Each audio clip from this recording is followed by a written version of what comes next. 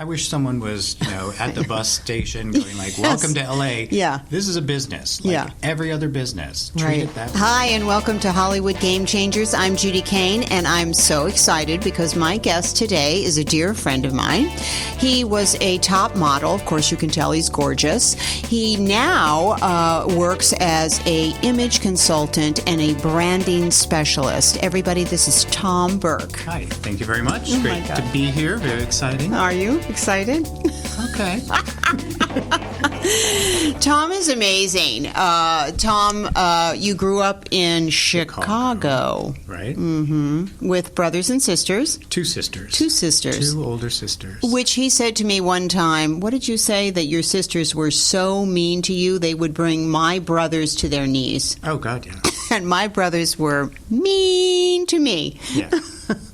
So they teased you? Were you the baby? No, they didn't tease me. They're just horrible human beings. Oh, my God.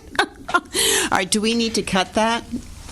Nope. No, you're going to say it. Okay.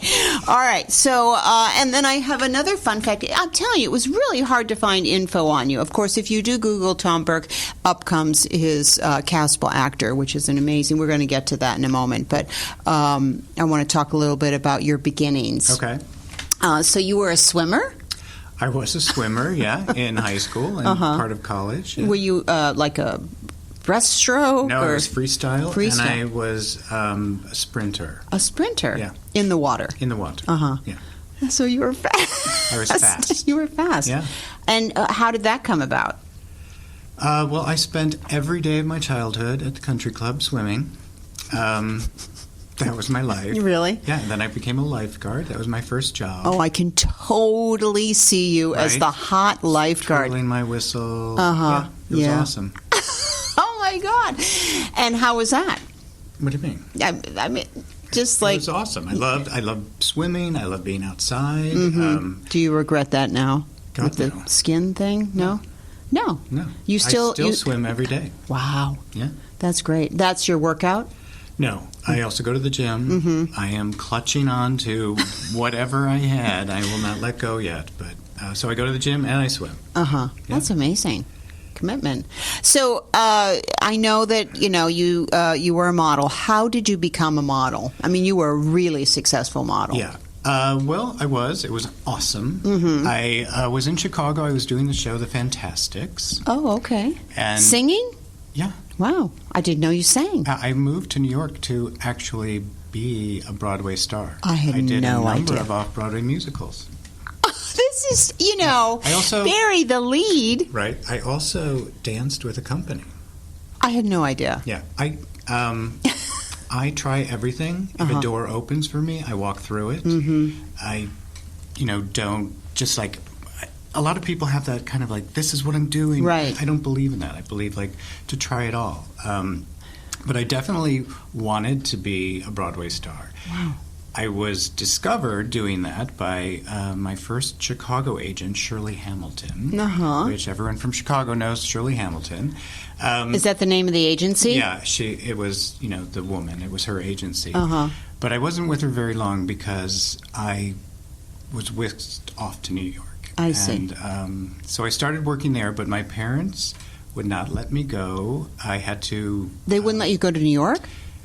Not to work right away. I had to get my education. I was still in high school at that point, and then I had to go and get my college degree. Wow. But every summer, almost every weekend, every break, I was in New York working. So I'd gotten to New York, and then I just started working right away, and it was... awesome. Really? Yeah. Okay, so tell us a little bit about it because I really have no idea what it's like to be a model. So you have an agent in New York? Yeah. And they would just get you jobs? You just book things? No, you go and go-sees every day. You'd be like a string of them. You take your book and you show up. Working was great. Yeah. I loved it. But it was everything else that was amazing. Social life and just being in that world. New York is such an amazing place. Yeah, it's got a great energy. But when you are young, and again, this is like 100 years ago, cute, doors open for you, and you get to do absolutely everything. So give us a little kernel of what you got to do on a daily basis. Well, here's something, because I just was interviewed. They're writing a book about the big society dames of the 80s, which was Betsy Bloomingdale and Pat Buckley and Nancy Reagan and Nancy Kissinger, that whole group. Well, I was part of a very, I was in that Andy Warhol group. We were everywhere and did everything. Well, these women loved having guys like me, beautiful, to join them at Le Cirque for lunch. The husbands would all sit at a different table, and then we would sit here. Like, also at every charity event and whatever, I was the guy there in my tux dancing with these women. Wow. Okay. So you would be like, would you like this dance, ma'am? And you'd take her out on the floor. And they would be like, hey, Tom. Dance with me. You were a bit of a gigolo. No. Oh, God, no. No. That was one thing. And that's one of the things, and I try to tell actors this all the time, one of the reasons why I kept working and was more and more in demand, because I became an enigma. No one could have this. Everyone wanted it, and the more you don't give it up, right, the more they everybody want. Wants right, it. Everybody. Mm-hmm. In fact, someone built a swimming pool for me on top of a high-rise once, which was awesome. Was it called the Tom Burke pool, or no, it was on your apartment building? It wasn't my apartment building, but it was, I was at a dinner party or a party or something, and someone, was like, whatever, and I was like, oh, well, unless you have a pool, I can't move into your building, with you. Next thing I know, they're building a pool on the top of a building. So you could swim every day? Yeah. Oh, my God. I don't even have a kernel of an idea of what that's like. Like I said, it was an awesome time. Mm-hmm. Every year that I lived in New York, I was at the Met Ball, and that was before it became a big circus. That's back when Diana Vreeland was, in charge, and that was just awesome, to do all of that stuff. Working, I loved. I loved jetting all over the world and doing all of that stuff. Like, what was your favorite place to go for a modeling shoot? Or did you go for appearances? Was it modeling? No, it was just all modeling stuff. But also at that time, I was studying at Circle in the Square, and I wanted to be an actor. This was just my step, there. But there are particular jobs that I will always remember that, there was something special about them. But are you going to give me an example? I don't know. Like, did you go to Paris? Did you go to Greece? Everywhere. No, no one works in Greece. No one works in Greece. The main ones. But I never wanted to leave New York, though, because I was afraid I'm going to miss out on the audition. It's whatever. But the best thing about modeling was that I learned that it was the package that you're presenting was so incredibly important. Right. And so that's why when I would go to auditions, especially when I was doing musicals, and I would show up I would go to whatever designer I was working for at the time, and you'd go in their closets and take clothing, because you would have clothes that were built for you, right? And your names were, and I'd be like, oh, I want to borrow this, whatever. And I would show up at these auditions and be like, of course, all attention came to me, right? Because if you know theater people, they have the worst shoes and the worst clothes. Oh God, they don't know how to dress. Exactly. Yeah. I mean, even when I started, auditioning for soap operas, I knew to present myself. This was the late 80s, and there was a look, it was that whole dynasty, everything was very, right. Well, you still have the look. Well, I would show up looking like that, it was awesome. Right. Even when... so they didn't have to really think, well, if we put him in a suit, he'll look okay. Yeah, exactly. Right. That's the biggest thing that I think, the gift that I got from modeling, just knowing that what you're presenting, this physical image that you're presenting, instantly someone looks at you and goes, okay, I know who this is. I know what to do with this person. Well, you have one opportunity to make a first impression. Yeah, exactly. That's it, just one. Right. Because that impression, that one's hard to change after. I mean, over time, maybe, but they still hold on to that first impression. Right. Yeah. And especially, I was in this category of guys that were all cute. Everyone's cute. Everyone's talented enough. Everyone, looks basically the same. So you've got, if you put off something, off-putting, then why are they going to remember you? They're just going to go on to that next person. Right. So that was awesome. And what made you stop modeling? It was a shift in me. I knew that I needed to make a change. Like I said, it was this most amazing life that one quick story that I just loved was my college roommate. I went to college in Illinois, and I had this college roommate who I loved, this really great guy who kind of grew up in farmlands and, was just this regular kind of guy. Right. And he came to visit me in New York once, and we were going to go out to a club. And, the limo picks me up, of course, and as we get to the club, you see, just throngs of people just waiting, trying to get in these clubs. I don't know what it was, Xenon or Area, one of the big clubs of the time. Right. And as my limo pulls up and we step out, the crowd opens up. And we just walk straight up, and he was like, "What the?" Yeah. He's like, "This is your life." I'm like, "Yeah, isn't it awesome?" But I knew that I needed to make a change, right? And I had started because that was just too good, or what? Well, you just are a change. You're a guy who I'm done with that now.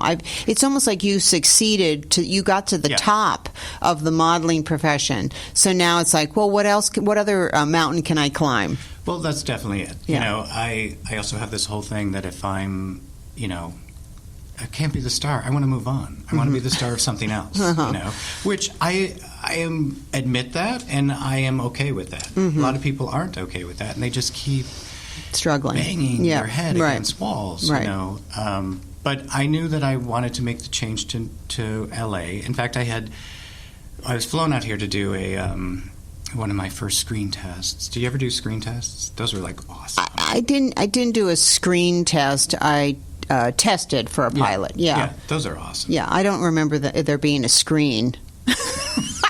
Well, they film you. Yes, I did. I booked that. Yeah. I mean, those were so awesome. But they flew me out there, and it was kind of maybe February, and I remember getting out of the plane and smelling flowers and being, why am I not living here? Plus I really wanted to make that transition into acting. Didn't you also follow a friend out here?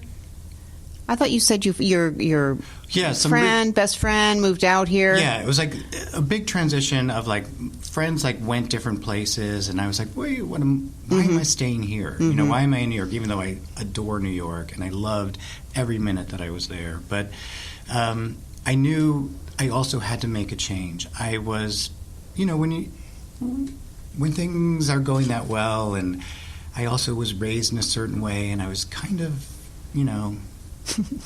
superior you were very to most people. You had an affluent upbringing, yes? Yes. And I just knew that I needed to make a change. I needed to be better for me, whatever. So I came out to L.A. and finally moved out here. And part of that being better, I stopped modeling for a while. And then I realized, wow. I need to do something. Yeah, I needed the money, right? Yeah, that's funny. I tried to be a waiter. Oh, wow. Because I was I'm going to be just like everybody else. I made it a couple months, and I remember leaving a shift and going straight to a modeling agency and going can I just work here? That's hysterical. Yeah, not really. Yeah. But also at that time period, that's when I started my own nonprofit called Actors Sharing Love, because I was at the gym one day. Like I said, I was going to the gym every day because part of every audition I went to was name profiles, take your shirt off. So, had to. But you hear all these... Yeah, it's the same for me. I know. Yeah. But you hear all those actors saying oh, I'm so talented and nobody will let me act. And that was way before the internet where you could do web series and everything. And I was like, well, then do something with your talent. So I started this nonprofit that we went into the poorest nursing homes and schools for mentally disabled and just places that we could use our talents and, kind of take it off of us because acting, modeling, whatever, it's so self-indulgent. Yeah. And if you just live in that me world, yes, I grew up in this affluent world, but like my mother was very philanthropic. She put on the ball every year to raise money, and I was always like, but you're not touching the people. And that's why I wanted to do something where I could actually like touch the people and help right there, these people. Right, in the moment. Yeah. Of course, I have learned how important those women who are throwing those balls are, because you need that money. Right. But it really helped me and helped these friends that I had that came with me to get out of ourselves. So would you do like long day's journey into night, or No, just like a sketch? Or? Yeah, it depended on where we were. You know, definitely in the nursing homes, we would just kind of like sing. And, okay. you know, it was touching people. Yeah. Especially the men had been thrown in these homes and been there for 20 years and no one had touched them. Oh. So just by like touching someone, it just... But it wasn't just for them. It was for us as well. Sure. You know? Yeah. Well, it gives you a lot more meaning, and you know, right. what's this all about anyway, Alfie? Right. Yeah. And then it's so much more that you can actually bring to your act, you know, and really understand that. You know, again, I was still acting and I was still dressing the parts. I was still flying to New York and getting the clothes from the designers and coming out here to do my screen test or whatever it was I was doing. But another big game changer for me in that same time period was when I was testing for a part on Bold and the Beautiful. And I remember this. Yeah, I went back and I went back and I went back, and it was like narrowed down, and finally the executive producer, who was Lee Phillip Bell. I knew her as Lee Phillips because when I grew up in Chicago, she was on TV, and she had like a little talk show that my mother watched, and they had a summer home near our summer home in Geneva. But she had me meet her, and then we like had lunch in her office, and she just wanted to explain to me that I was not going to get the job, and I was crushed at that moment. But she explained why, and she said that this character is, you know, the arc for this guy is just really evil, and he's going to be doing really, you know, these things that no one's going to buy you doing them. And I was like, but I'm an actor and I can do it. You know, that I was still in that mindset. Right. But that was when, again, lights went on for me, and I was like, oh, you can't do everything. And that it really depends on what you're presenting out. Right, what God gave you, so to speak. Exactly. Yep. And it's not just, you know, your physical look, but it's also your personality. You can't go off of that. And even though, you know, every part I had ever done up till then was that, like, all-American boy who, wait a minute, there's something off of, you know, he's not. But I wasn't, like, the evil, really. Right, because you're the kindest person I know. Well, thank you very much. And very generous. Well, you can be a little mean, but we won't go into that. Shall we talk about my sisters again? Yes, talk about your sister. But in her explaining that to me, I realized that everyone has this parameter. Yes. It is set by your look and your personality, and you cannot step outside of that. Even the biggest stars cannot step outside of their parameter. I mean, they're always their essence of who they are in everything that they do. So that was like, okay, great. So now I can narrow my vision and see what roles I am actually right for, and then I can target those and get them. So that was that the seed, or how did you get to this new version, this new Castable Actor, this branding specialist? How did you get to that? Because I know that you came in and you were returning, you were going back to, let me pick up commercials again, as a silver-haired fox, right? Yeah, I had, like I said, if doors open, I move into them. And in my 30s, when I wasn't like the big hot stud anymore, and things weren't being handed to me, and I was like, I don't know if I want to do this. I don't want to, you know, really. It's a lot of work. It's a lot of work. Yeah. And you really have to have that tenacity. Yes. You have to, you know. Just having the desire or having a look or having the talent isn't enough. You have to really have that. And I was like, I know that I don't, so I need to move somewhere else. But I don't want to leave this industry because I love it, and I've loved every thing that I've done in it. And that's when I started working as an on-set acting coach. it was another big game changer in my life. I had no idea you did that. Really? No. Oh, yeah. In fact, how everything leads to it. You know, when, like I said, my nonprofit was Actors Sharing Love, and we were in these schools for mentally disabled, as well as all the other things. But when I went to those schools, something clicked. I got them, and they got me. And I don't know what it was, but I just kept going back, and I would go back on my own, not with a group, but I would go back, and they asked if you want to substitute teach, and I was like, okay, sure. You know, it was just a couple hours a day, but right. I was with this population, and I just knew that something about them. I just got them, and that led me to my first on-set acting coach job. Coaching an actor who was playing a part that had a mental disability. Oh, I do remember this. Yeah. So that was my first one. The actor was Noel Fisher, probably the sweetest, wonderful guy. What was the project? It was a movie for Disney. Okay. Called A Dog Named Christmas. Okay.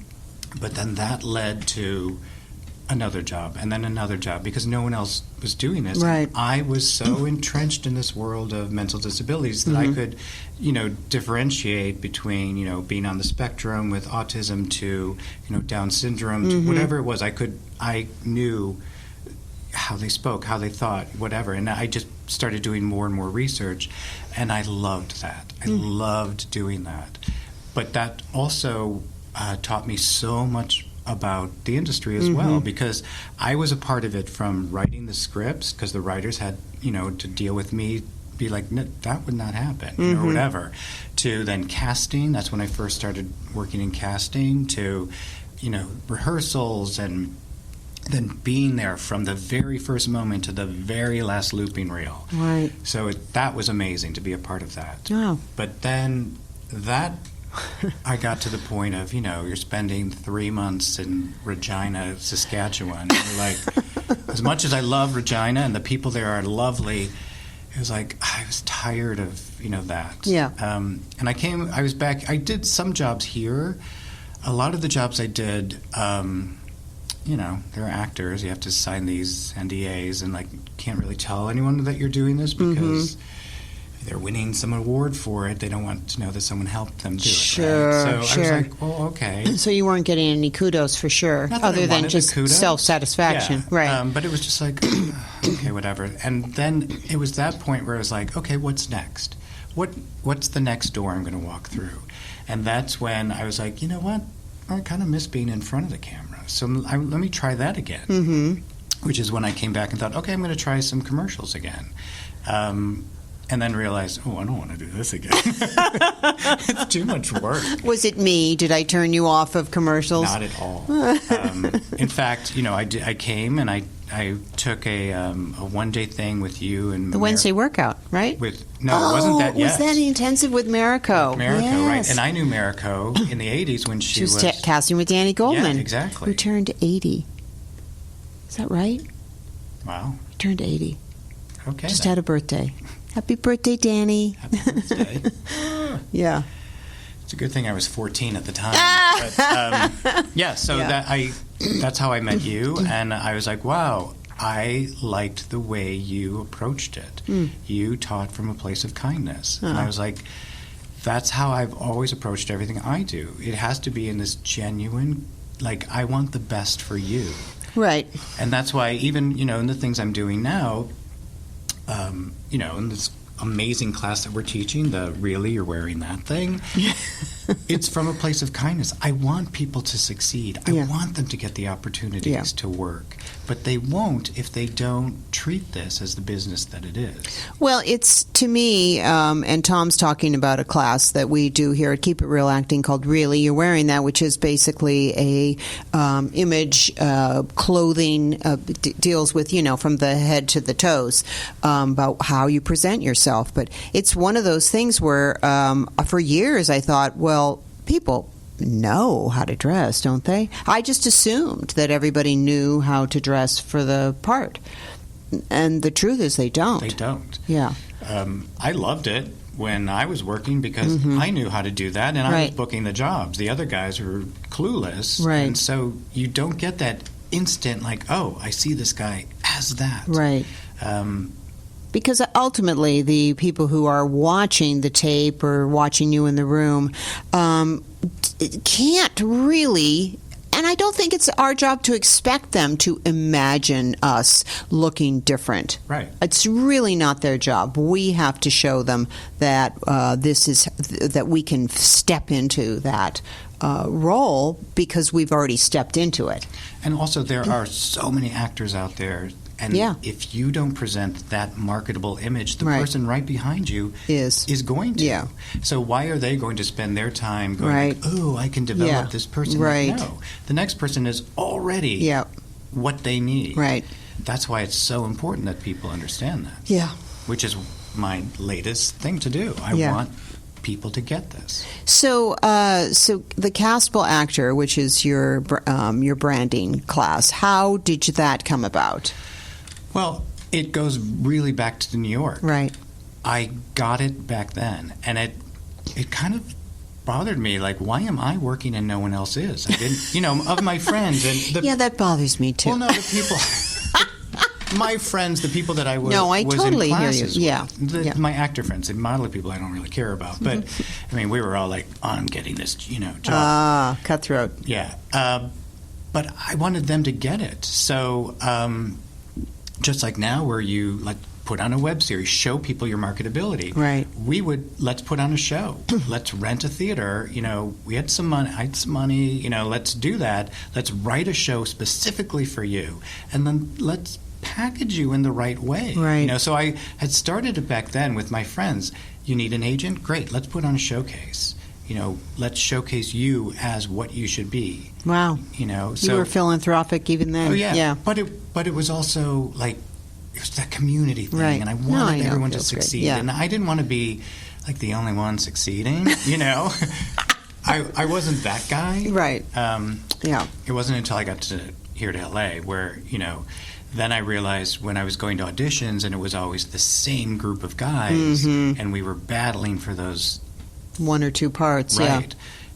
But then commercially, though, it was always like, okay, here we all are again. You get this one. Right. I'll get the next one. Right. You get that, Yeah. And I'll see you in 10 minutes because we're going to go to the next Right. audition. Well, it used to be like that. Yeah, Now I it's know. changed considerably. That's why it's Yeah. so important that Yeah. people really understand who they are in the eyes of the industry Yeah. and package themselves that way. Yes. Right? And it's a great class. People will love. They people walk out of that class. Well, maybe not initially, but they walk out and they always say that it was like a game changer. It changed their life. I wish someone was, at the bus station going like, welcome to LA. Yeah. This is a business. Like Yeah. every other business. Treat Right. it that way.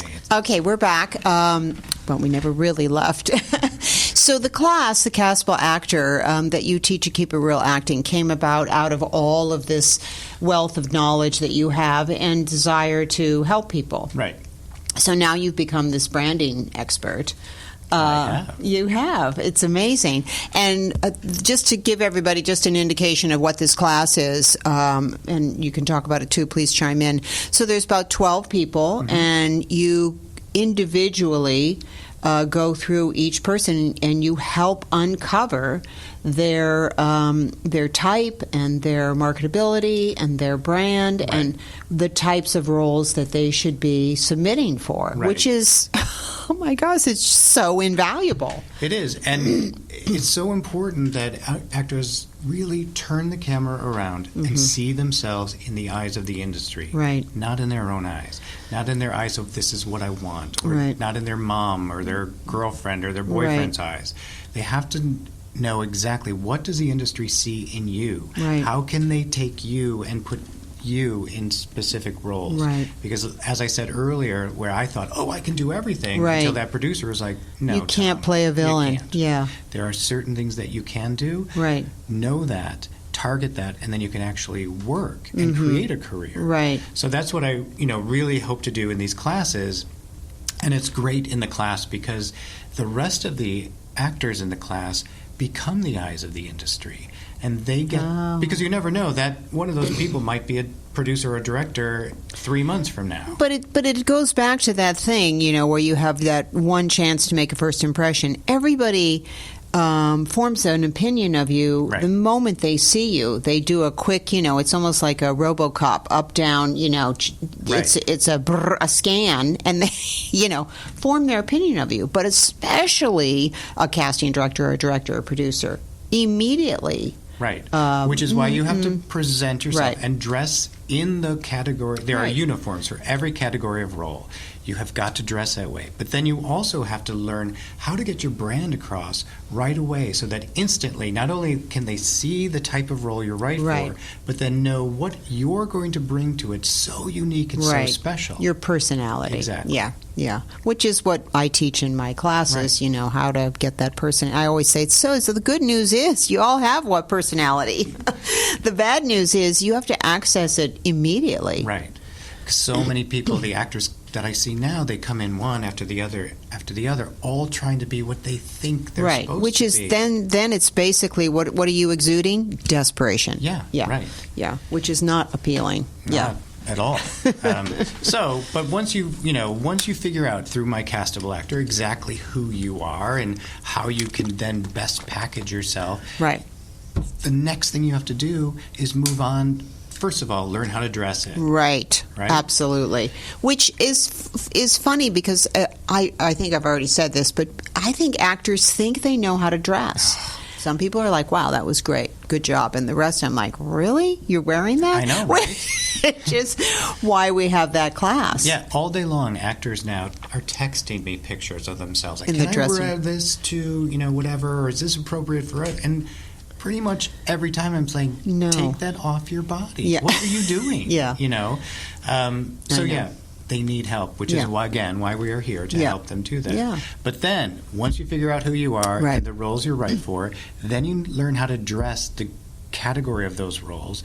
Then you need to translate all of that to your number one marketing tool. Headshots. Your headshot. Yeah. That headshot is so important, and people just don't get that. Well, it always was important. It was because they would open up the the envelopes and go through them, and get paper cuts and go through them. But now it is so fast. It's a thumbnail on a computer, and I've seen casting directors scroll through, and it is fast. So, and it's not about people think, well, I'm going to have a yellow background or I'm going to wear a bright color. They think it's almost an external thing. So first of all, you have to dress in the type of role. If they're looking for a middle-aged housewife, she better look like a middle-aged housewife. But then you have to bring what is so unique and special about you, draw them into your eyes. Right. Like, people think like, oh, well, if I'm dressed in, or if I am so glamorous and I'm the hottest, sexiest, whatever, that's not going to stop them. If they're looking for the housewife, she has to be dressed as the housewife. Right. And then the next step is, what's so unique and special about this actress? Why should I bring this actress in? Right. So you have to learn how to bring that out in your headshot. That's why we have a class called the All-in-One Headshot class, which is, Tom and I are a really great team, don't you think? No, we are. We really are. It's awesome. Yeah, it's we have a lot of fun. We both offer, his eye is amazing. He's got an amazing eye, and I have this, 40 years of experience, and it's a nice combo. And the female male, I think it's really a nice combo, and we really complement each other and bring out the best in each person. And people walk away from that headshot class not only getting great shots, really great shots for their type and brand, but they feel good about it, because I've done many headshot shoots and just left there. I need to take a nap. Well, that's the thing. This is so important. This headshot is so important, and yet no one ever tells you how to do it. Nope. No, there isn't really a class in how do I take a headshot. Right. And it is so important that you learn how not only to dress the right way. You don't have to worry about your angles and what your face is doing. That's the photographer's job. Right. But what you have to learn is, how can I innately bring something out, instead of like, oh, here's my business person. No, how can you bring out you? Yeah. Well, you have to play a scene. Right. It's actually acting. You have to act at the headshot session. Right. You have to play a scene, and the person in the scene with you is the camera. Right. And have something going on between, just like you do in a taped audition. You Sure. have to have something going on between you and the reader. Otherwise, it's not going to come across in the tape. It's not going to come across in the headshot. People don't smile in every commercial. Nope, they don't. Not People- anymore. Right. And people in the darkest theatrical shows are smiling all the time. Mm-hmm. What's important is that you bring you to this. Right. You know, if you, let's use you for an example. Let's use me. Okay, you've done what, 450 commercials? 410, maybe. Okay, 410. And in all of those, how many times are you smiling? Not very often, because I learned early on, and it was a teacher that taught me that I was not necessarily the hero. I was not necessarily, in fact, probably not going to be the woman who had just gotten her husband's, shirts clean. I was the woman who was looking on with envy that this woman had the right product. I was the brand X. Almost exclusively for years, and now I play a lot of CEOs and bitches, basically. So you can find out all about our classes, the Castable Actor, Really You're Wearing That, the headshot class at the Keep It Real Acting website, keepitrealacting.com. So yes, I know, and we have one class coming up next week, Castable Actor on Sunday.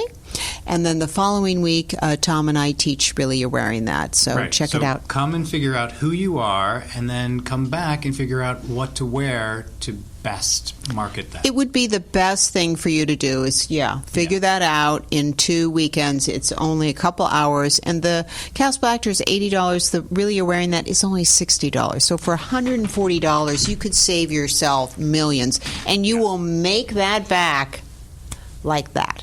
All right. Okay. Favorite game? Tom likes to play celebrity, which is a big surprise because you are a big celebrity. No, actually, I'm not. But so I don't really like playing games. Oh, you don't? Because I always win and everyone hates me. So I stopped playing games. Really? Yeah, a long time ago. Except celebrity, because we have dinner parties all the time and we always play celebrity. It's so much fun. It is fun. Played? Well, of course, I've done charades and celebrity and taboo and games like this. Yeah. I mean, celebrity is basically you're just using names of famous people, right? But it's basically some sort of like password game, right? Let me read the directions. Each player is going to take turns describing celebrities without saying their names. The person who correctly guesses the most celebrity names in 1 minute wins the game. Okay. Is that correct? Well, yeah. I mean, You don't put a timer on it? there is a timer. You get a minute. I see. And then there are different Yeah, you said there was the version where you can talk. Yeah, first you can say whatever you want. Right, And then but the not the name, second obviously. time, you only get 5 words to describe who this is. And then the third one, you cannot say anything. It's all So charades. it's charades. Yeah. Okay, so wow. You have to act it out. Yeah, but the thing is that you've already heard all of these names because they're the same name. Oh, you in each- recycle the yeah. names. Oh, well, So- that's kind of easy, Tom. Yeah, but it's also a dinner party and people are, Oh, drinking, and it's a lot of I fun. see. Okay. I've just had water, so Yeah, I'm okay. All right, so you want to start? Do No, want you go. Oh, All right. ready? Okay. Oh, jeez. Okay. She was a model, swimsuit. I think Christy Brinkley? maybe I have the wrong one. I think it was Playboy. Pamela Anderson? Go back to the other one. Christy Brinkley. Same sounding first name. Christy Turlington. Judy. What's this? She has a mole?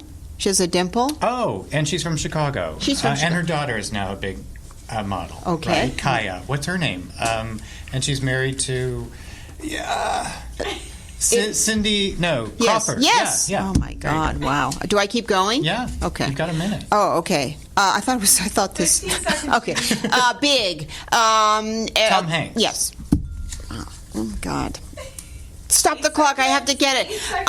This is a woman, red hair actress. Lucille Ball. No, more contemporary. Drama. Right. Her last name is not less, but... Moore. Julianne Moore. There you go. Can I do that? That was 1 minute and 10 seconds. Okay. That was not Okay. bad, right?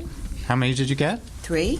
Okay. 3. Now, do I do these same names with 5 words? No. That would be That would be ridiculous. Okay, you tell me when? I'll give you 1 minute 10, okay? Okay. All right, go. Okay. I don't know. Oh, he doesn't know. No. So when you win an Academy Award, it's also called a... Oscar. And- Oscar and Felix. Oscar the Odd Couple. Oscar. Oscar de la Renta. No, Newton, who an apple fell down. From the tree. What was his first name? Newton. She's helping me. She's cheating. Newton. Oliver Newton. Alex Newton. This is so Isaac. bad. Isaac Newton. And so put those two names together. Oliver Isaac. Isaac Oliver. Academy Award. Isaac Oliver? Academy Award is called a what?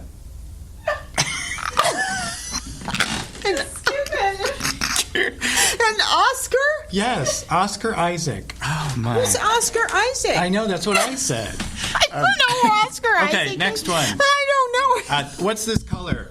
What's I'm this sorry. color? I need some time to recover. I don't know what you were asking if I was an Academy Award winner. Oh my God! All right. Okay. All right. What is this color? Black. Okay, that's the last name. The first name is not John. Karen Black. It's not John. It's Jim. It's Bob. What's a nickname for John? John? You mean like bathroom John, or Uh, a nickname for John? There's John, a whiskey, Joe. Daniels.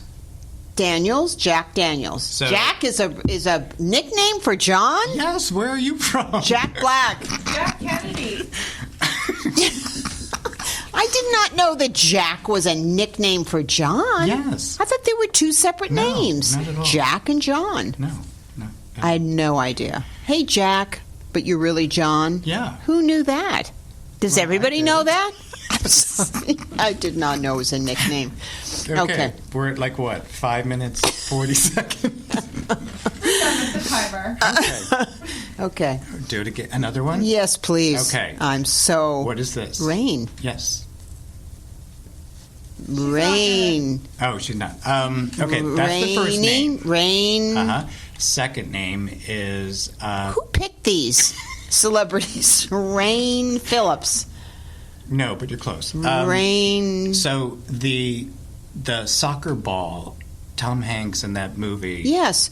Was What what was his it name? called? Swimmer. Schumer. Because it's the people who make the ball. Paul. It's There. Okay, you just said Phillips. There was a trio of girl singers, blank Phillips. Yeah. In the whatever 90s maybe. right. The Mamas and the Papas? No. Well, the daughter. yeah, I know. I can't remember her name. Skip it. Well, Okay. I want to know what it was. Okay. Spider-Man, the first one. Okay, here's one. African American gentleman won Yes. an Academy Award. He has a messed up finger. Right. I know who you're talking about. I saw him on Broadway in Iceman Well, Comet. there you go, right? And I can't remember his name right now. Where does the president live? The White House. What is the White. area? Oh, Washington. Yeah, Denzel Washington. There you go. I saw him on Broadway, people. Okay? Ladies and gentlemen, Oh Judy my Kane. God! Look at that. I'm doing more for you because that Okay. was humiliating, and I'm going to do the same to you. Okay. When Harry Met Sally. Meg Ryan. Okay. See, he's really good at this. Academy Award. This is one of those actors who can change. Literally, you don't recognize him. He just played the Fat Dick Cheney. Thank you. yeah. Catholic. Yeah. Not Irish the word guy. for another word for really Catholic. It would be a nun. a born again. Christian Bale. There. See, that was a good clue. Right? Yes. Yeah. Unlike whatever Rain. that was. Yeah, Rain. that was Rain hard. Phillips. Rain Phillips. I said that. Is that who But it was? It was Wilson Phillips. Rain Wilson. Rain Wilson. Yeah. God. Was she a model? It's a man, but okay. Oh my God. I'm just digging myself deeper. Okay. You make a deposit in a... Bank. Okay. Tyra Banks. Okay. See, he's really good at this, and this was not the whole point. The point was to humiliate him. Actress, she winner, wins yeah. every year for... Meryl Streep. No, she doesn't win. Okay. This is a African-American actress. She wins every year. For murder thing, right? Yeah. Yeah. And she spits. Yes. Yeah. Viola Davis. Yes. Yeah. Awesome. Okay. She spits? Really? I've just seen her act. And it's just like, Oh, yeah. Okay. She really gets into it. Yeah.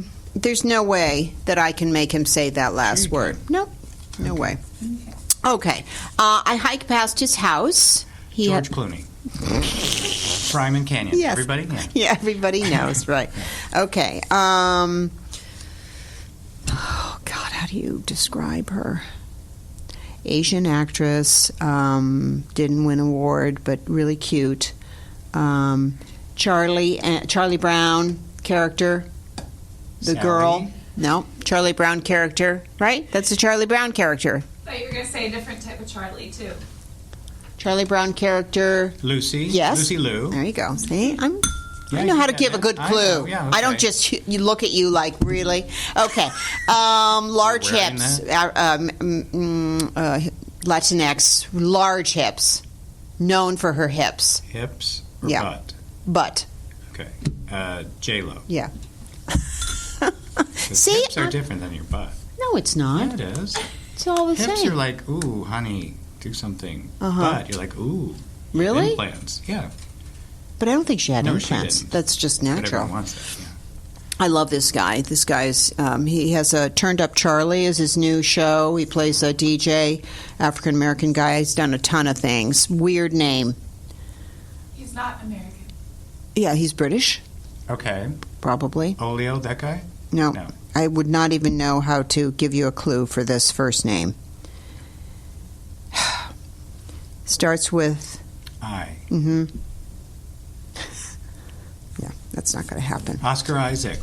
Just kidding. See how I came around there? Newton. Okay. She is a character actress. She's old as dirt. Judy Kane. Oh. Oh! And folks, that's our show. Hollywood Game Changers. We're never having him back again. Tom Burke. See, I told you were mean like Aw. I know Cloris her, Leachman. yeah. I know. And Idris Elba. Oh, yeah, okay. You missed that. What was the other one I missed? Mila Kunis. You No, I should have didn't just even said say that one. You should I have just didn't said get to that one. Ashton Kutcher's I didn't wife. get to that one. Toby Maguire. Oh, Rainn Forgot. Wilson. Rainn Wilson. I know the Denzel. other Wilsons. Carney Wilson. I know her. Should have just said Carney's sister. It's not Carney's sister. Carney's brother. Carney's group that she was Carney's part of. group. Carney's has the best hot dog. Bye-bye. Have a great day.